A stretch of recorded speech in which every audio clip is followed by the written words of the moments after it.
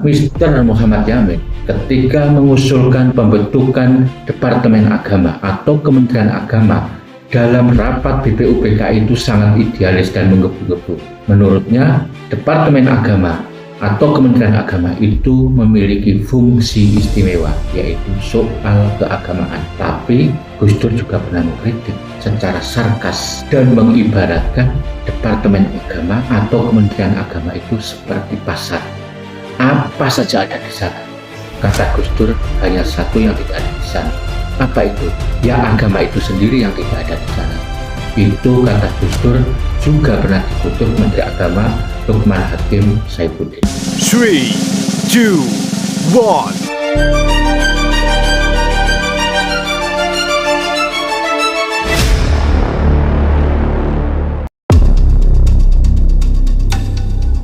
Problem korupsi dalam proses kebijakan haji bukan sesuatu yang baru dalam Kementerian Agama, karena sejak Kementerian Agama ini berdiri sudah ada 2 Menteri Agama yang terjerat kasus korupsi, dan keduanya sama-sama terkait dengan kebijakan haji. Siapa 2 Menteri Agama itu?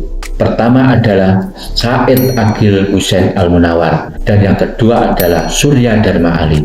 Said Agil Hussein Al-Munawar, Menteri Agama periode 2001-2004, menjabat Menteri Agama pada era Presiden Megawati Soekarno Putri. Said Agil Hussein Al-Munawar sudah terbukti dan dinyatakan bersalah melakukan korupsi dana BPIH, biaya penyelenggaraan ibadah haji. Dan pada tanggal 7 Februari 2006, Said Agil Hussein Al-Munawar sudah divonis dengan hukuman 5 tahun penjara. Begitu juga dengan Surya Dharma Ali. Surya Dharma Ali itu merupakan Menteri Agama periode 2009-2014, menjabat Menteri Agama pada era Presiden Susilo Bambang Yudhoyono. Surya Dharma Ali sudah dinyatakan terbukti bersalah karena pengangkatan petugas panitia penyelenggara haji, dan dinyatakan bersalah karena memanfaatkan kuota haji. Pada tanggal 22 April 2019, melalui keputusan PK, Surya Dharma Ali sudah divonis dan dihukum 10 tahun penjara. Lantas bagaimana dengan skandal pengalihan kuota haji tahun 2024 yang diduga ada unsur korupsi yang saat ini juga menyandra Menteri Agama Yakut Holil Qomas? Sebenarnya bermula dari kebijakan pemerintah Arab Saudi yang memberikan kuota tambahan 20.000 jamaah.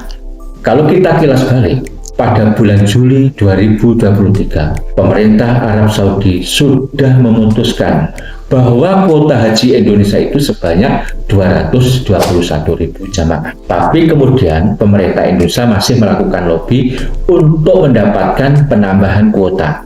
Akhirnya, pada tanggal 8 Januari 2024, pemerintah Arab Saudi memberikan tambahan kuota pada jamaah haji Indonesia sebanyak 20.000 jamaah. Sehingga keseluruhan kuota jamaah haji Indonesia tahun 2024 itu sebanyak 241.000 jamaah.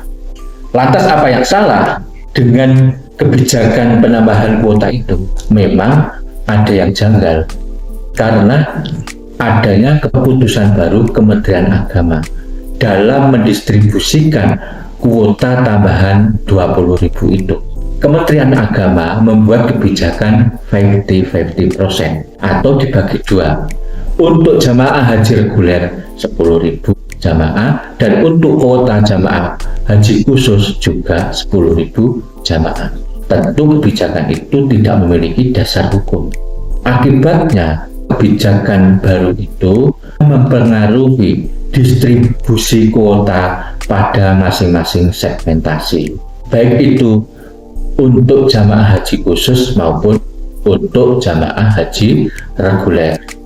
Kebijakan baru itu memberikan keputusan baru, yaitu untuk haji khusus mendapat kuota 27.680 jamaah atau setara dengan 11,5%. Sedangkan untuk haji reguler mendapatkan kuota 213.320 jamaah atau setara dengan 88,5%. Tentu saja ini bertentangan dengan Undang-Undang Nomor 8 Tahun 2019. Karena jika kita mengacu pada undang-undang yang ada, kalau jumlah keseluruhan kuota jamaah haji Indonesia itu sebanyak 241.000 jamaah, maka sesuai dengan ketentuan kapasitas kuota untuk haji reguler seharusnya 92% atau sebanyak 221.720 jamaah. Sedangkan untuk haji khusus itu seharusnya adalah 8% atau setara dengan 19.280 jamaah. Maka kalau kita hitung, berarti ada pengalihan manfaat sebanyak 8.400 yang itu kemudian dialihkan pada kuota jamaah haji khusus. Inilah yang kemudian menjadi pangkal masalah. Kemudian DPR memandang ada aturan undang-undang yang dilanggar oleh Kementerian Agama, dan DPR pula menilai kelihatannya ada dugaan korupsi di balik proses pengalihan kuota haji ini. Karena beberapa alasan itu, kemudian DPR berinisiatif membentuk Panitia Khusus atau Pansus Hak Angkat Haji tahun 2024. Pertanyaannya, apakah betul memang ada indikasi dugaan korupsi dalam proses pengalihan kuota haji? Kalau soal pengalihan manfaat kuota 8.400 jamaah, kelihatannya indikasi dugaan korupsi itu ada. Salah satunya adalah pernyataan Shelly Andriani Gantina, legislator fraksi PDI Perjuangan.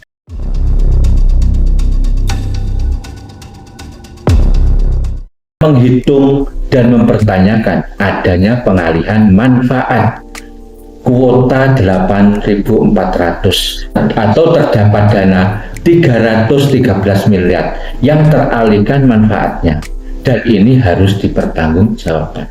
Pada bahasa lain, ada dugaan korupsi di dalam pengalihan kuota itu. Apalagi kalau kita membaca investigasi majalah Tempo, maka banyak fakta dan data yang kemudian diungkap. Menurut investigasi Tempo, ternyata ada proses yang dilakukan oleh pihak Kementerian Agama kepada anggota DPR untuk menyetujui dan meloloskan keputusan proporsi yang baru itu, meskipun tidak sesuai dengan undang-undang yang ada, tapi pasti ada iming-iming jika mereka setuju. Menurut Tempo ada dua hal. Pertama, setiap anggota DPR dijanjikan jatah 1.000 hingga 2.000 US dollar per calon anggota jamaah haji khusus yang mereka setujui. Kedua, setiap anggota DPR akan dapat jatah 100 hingga 500 jamaah haji khusus, atau sedikitnya satu anggota DPR itu akan dapat 200.000 US dollar, setara dengan 3,2 miliar rupiah. Tentu saja ini temuan yang menarik yang akan mendukung fakta-fakta adanya dugaan korupsi. Investigasi Tempo menemukan utusan Kementerian Agama melobi anggota DPR agar menyetujui proporsi jamaah haji yang baru itu. Para anggota DPR mengaku diiming-imingi uang pelicin sebanyak 1.000 hingga 2.000 dolar Amerika per calon anggota jemaah haji khusus yang mereka setujui. Setiap anggota DPR akan mendapat jatah 100 hingga 500 jemaah haji khusus. Dengan kata lain, sedikitnya satu anggota Komisi Bidang Agama DPR akan mendapat 200.000 dolar Amerika Serikat atau sekitar 3,2 miliar rupiah. Bahkan kalau kita lihat, ada temuan yang lain yang dilakukan oleh Shelly Andriani Gantina. Dalam hal ini berkaitan dengan soal pemberangkatan haji reguler.